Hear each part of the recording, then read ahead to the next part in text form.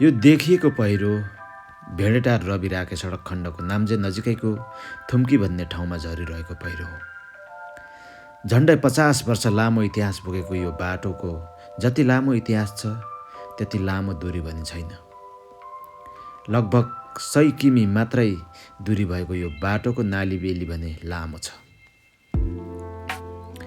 हरेक चुनावमा यो बाटोले छुने धनकुटा र पाँचथरका जनतालाई नेताहरूले आफूले अघिल्लो आफ्नो कार्यकालमा यो बाटोको निम्ति यति बजेट छुट्याएको, अब आउने कार्यकालमा बाटो पिच गर्ने बाचा गर्दै भोट माग्दछन्, मानौ आफ्नै खल्तीको पैसा खर्च गरे जसरी। जनताहरू त्यही आशामा भोट बैंक बनिरहन्छन् र त्यो क्रम दोहोरिरहेको छ वर्षौँदेखि। चुरे पर्वतको सिरै सिर भएर जानु यो बाटोको सुन्दरता हो।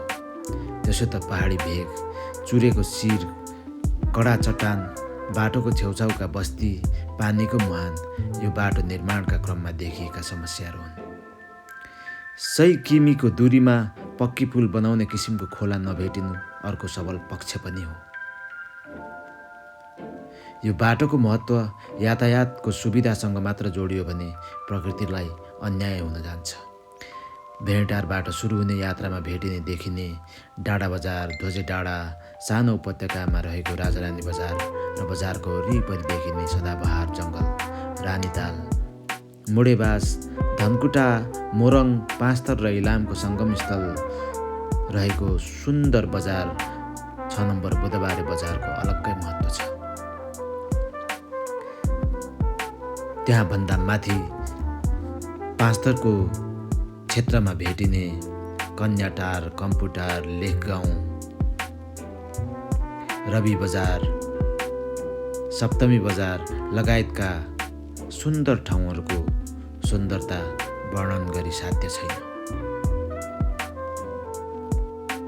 प्राकृतिक हिसाबले यति सुन्दर ठाउँ, पर्यटकीय हिसाबले यति सम्भावना बोकेको ठाउँ, नेताहरूको अदूरदर्शिता, असक्षमता र स्वार्थीपनले सधैँ पिछडिएको छ।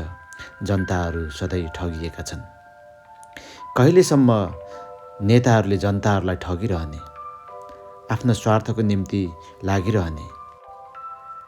यदि यस्तै अवस्था रहिरहने हो भने जसरी यो पहिरो झरिरहेको छ, नेताहरूको निम्ति जनता पनि पहिरो बनेर झर्नेछन् र नेतालाई बगाएर कहिल्यै उठ्न नसक्ने ठाउँमा पुर्याएर छाड्नेछन्। चेतना भया।